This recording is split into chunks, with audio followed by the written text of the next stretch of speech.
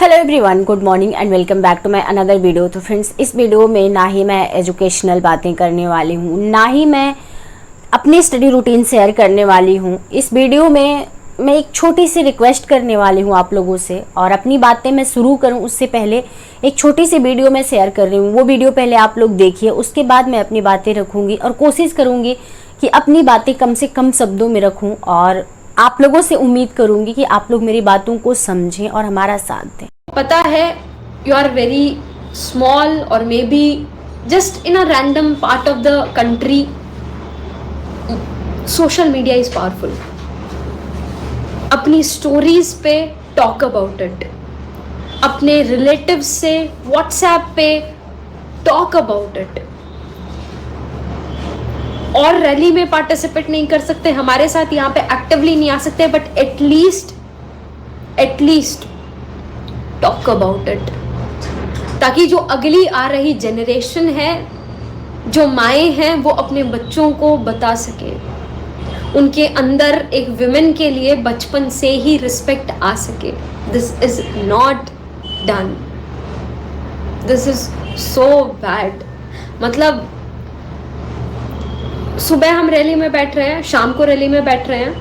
कल दिन में few of my friends they tried a new gym and they asked me, तू एक बार वो कोशिश करके देख, उनकी इक्विपमेंट्स बहुत अच्छे हैं। तो मैं दिन में गई और बहुत दूर है, अच्छा खासा मैं दूर भी गई वैसे ही देखने के लिए, एक दिन के लिए, कि अगर सूट करेगा तो देखते हैं।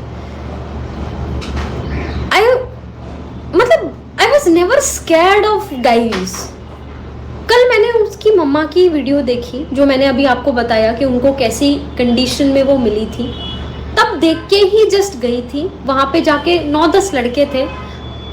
आई ट्राइड एक्सरसाइजिंग बट 5 मिनट्स के अंदर अंदर I was not able to breathe. I was feeling so scared. It's a request to all of you to share about this as much as possible. That's the best you can do. Talk about it.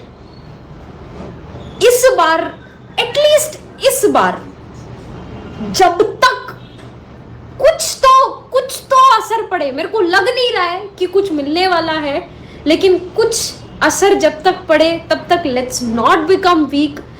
वो जोश जो होता है ना हमारा, 2 दिन high होता है, उसके बाद हम ढीला कर देते हैं। Let's not do that. तो फ्रेंड्स, अभी तक आपने जिनको सुना, जिनको देखा आपने वीडियो में, वो वेस्ट बंगाल की एक डॉक्टर हैं, और वो किस तरीके से डरी हुई हैं, किस तरीके से सहमी हुई हैं, उस बात को हम सिर्फ औरतें महसूस कर सकते हैं। क्योंकि समाज चाहे जितना इक्वालिटी का दावा कर ले, नहीं है इक्वालिटी, और इक्वल नहीं मानता है समाज हमें। समाज हमें अगर इक्वल मानता तो एक ऑब्जेक्ट नहीं समझता, हमें एक जीता जागता इंसान समझता, और हमारे साथ जीते जागते इंसान की तरह व्यवहार करता, ना कि एक ऑब्जेक्ट की तरह। तो फ्रेंड्स, अब ज़रूरत है कि आप जागो, क्योंकि हर किसी के घर में बेटियां, हर किसी के घर में बहनें हैं, और अगर नहीं है तो फ्यूचर में होंगी। तब आप क्या करोगे? आज कोई और शिकार हो रहा है, आप चुप्पी मार के बैठे हो, कल आपकी भी बेटी हो सकती है, आपकी भी बहन हो सकती है। बातें थोड़ी कड़वी हैं लेकिन सोचने वाली हैं, कि क्या अगर किसी और की बेटी बहन हमारे समाज में रहते हुए सुरक्षित नहीं है, अपने वर्क प्लेस पे सुरक्षित नहीं है, अपने घरों में सुरक्षित नहीं, अपने समाज में सुरक्षित नहीं है, तो क्या कल उस हादसे का शिकार आपकी बहन या आपकी बेटी नहीं हो सकती है? तो आज सड़क पे सिर्फ डॉक्टर्स ही क्यों हैं? आज सड़क पे सिर्फ कैंडल मार्च डॉक्टर्स ही क्यों निकाल रहे हैं? हर किसी का धर्म, हर किसी का फर्ज है, और इस तकलीफ को महसूस करने की ज़रूरत है। जब तक आप इस तकलीफ को महसूस नहीं करेंगे, तब तक आप अपने घर की बहन बेटी को सुरक्षित नहीं रख सकते। क्योंकि अगर आपकी वजह से किसी की बहन बेटी असुरक्षित होती है, तो आपकी भी बहन बेटी पे नज़र गड़ाए कोई और बैठा है। ये चीज़ याद रखिएगा। कर्मा लौट के आता है, और जब कर्मा लौट के आता है ना, बहुत बुरे तरीके से आता है। तो फ्रेंड्स, मैं यही कहना चाहूँगी ना, अभी तक सरकार भी कहती थी कि लड़कियों को सशक्त होने की ज़रूरत है, समाज भी कहता था कि तुम करती ही क्या हो, तुम तो घर में रोटी बनाने के काम आती हो, इससे ज़्यादा तुम्हारा काम ही क्या है। लड़कियाँ बाहर निकली, जी तोड़ मेहनत की। एक लड़का पढ़ता है तो सिर्फ वो किताबों को पढ़ता है, लेकिन एक लड़की पढ़ने से पहले सबसे पहले वो अपने परिवार का सामना करती है, फिर समाज से लड़ती है, उसके बाद कहीं किताब उसे नसीब होता है और वो अपनी ज़िंदगी में कुछ करने की सोच पाती है, उसके बाद वो एग्ज़ाम से लड़ती है। तो आपको ये सोचना होगा, ये समझना होगा कि इतनी लड़ाई लड़ने के बाद भी हम हार जा रहे हैं तो क्यों? क्या सच में हम उतने कमज़ोर हैं जितना कमज़ोर समाज हमें बताने या दिखाने की कोशिश कर रहा है?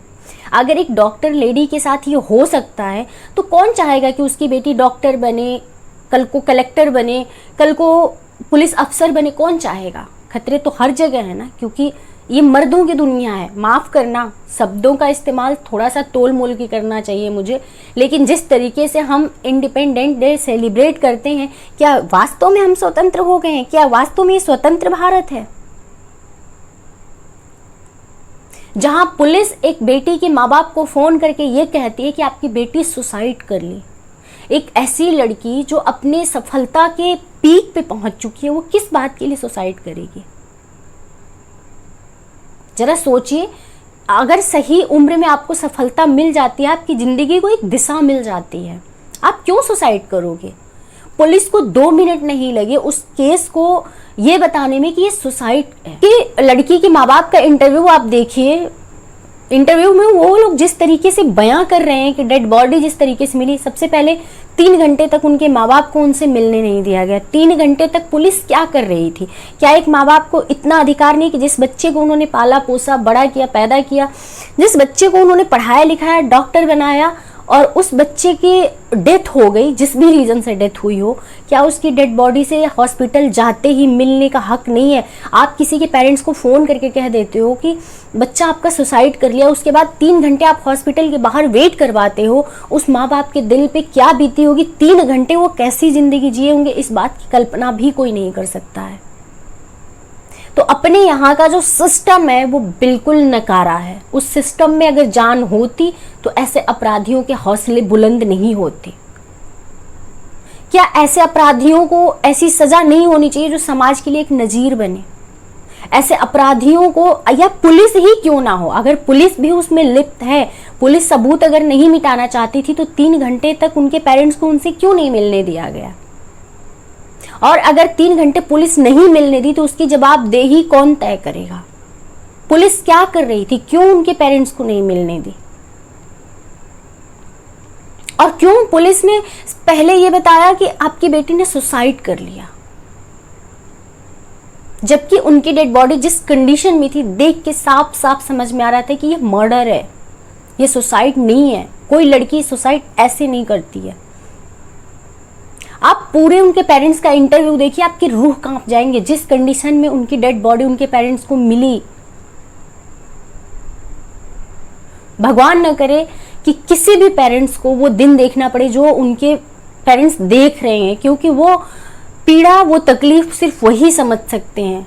हम आप समझेंगे भी तो कुछ हद तक समझेंगे, उस हद तक नहीं समझ सकते जिस हद तक उनके पेरेंट्स उस जिंदगी को जी रहे हैं, जो वो महसूस कर रहे हैं। तो फ्रेंड्स, वक्त है, हम फिजिकली नहीं इन्वॉल्व हो सकते हैं वहाँ पे, हम धरने पे नहीं जा सकते, हम कैंडल मार्च नहीं निकाल सकते, लेकिन सोशल मीडिया सच में बहुत पावरफुल है। अगर आप सोशल मीडिया के थ्रू अपनी आवाज़ उठाएंगे, लाखों लोगों तक पहुँचेगी। इवन सिर्फ हमारे देश में नहीं, बाहर के लोग भी सुनेंगे, जानेंगे, और सरकार पे एक दबाव बनेगा और सरकार इसमें जल्दी एक्शन लेगी, जल्दी जो भी निर्णय लेना होगा लेगी। क्योंकि अगर आपको जस्टिस भी मिलता है लेकिन 10 साल 12 साल बीत जाता है, उसके बाद जस्टिस का कोई मतलब नहीं रह जाता है। जस्टिस भी अगर टाइम से मिल जाए तो लगता है कि हाँ जस्टिस मिल गई। अगर आपकी ज़िंदगी ख़त्म हो गई पूरी तरीके से, जो पेरेंट्स ने जो तकलीफ़ झेला वो झेल के टूट गए, वो मिट गए, तो कोई मतलब नहीं ऐसे जस्टिस का। और ना ही हम आजकल जो लड़कियां सरवाइव कर रहे हैं ना अपने समाज में, ऐसे लोगों से झेल रहे हैं, जूझ रहे हैं। हर लड़की अपने दिल पे हाथ रख के पूछेगी, कहीं ना कहीं वो जरूर अनकंफर्ट फील की होगी। तो ये तकलीफ सिर्फ लड़की के साथ ही क्यों आती है? जरा आप सोच के देखना। हम 50% आबादी का हिस्सा हैं, मतलब हम 50% को रिप्रेजेंट करते हैं, लेकिन इतने असुरक्षित हैं अपने ही लोगों के बीच में, मनुष्यों के बीच में हम असुरक्षित हैं। कैसा समाज है हमारा और कैसा हमारा स्वतंत्र भारत है। क्या सिर्फ मर्दों को आज़ादी मिली थी? लड़कियों को जीने का कोई हक नहीं है इस समाज में? चलिए फ्रेंड्स, इस वीडियो को यहीं पे एंड करते हैं, क्योंकि सोशल मीडिया पे ऑलरेडी बहुत सारी चीज़ें पड़ी हुई हैं, बहुत सारे लोग देख रहे हैं, अवेयर हो रहे हैं। लेकिन वक्त है कि अगर आप यूट्यूब पे हैं, आप फेसबुक पे हैं, आप किसी भी ऐप पे, किसी भी सोशल मीडिया प्लेटफॉर्म पे हैं, तो प्लीज़ आप अपनी आवाज़ उठाइए। 1 मिनट की ही वीडियो बनाइए, लेकिन बनाइए। आप उन लोगों की आवाज़ बनिए जो इस अपराध में इंसाफ की लड़ाई लड़ रहे हैं, जिनको इंसाफ की एक उम्मीद है। उनके उम्मीद में आप भी शामिल होइए। Thank you so much.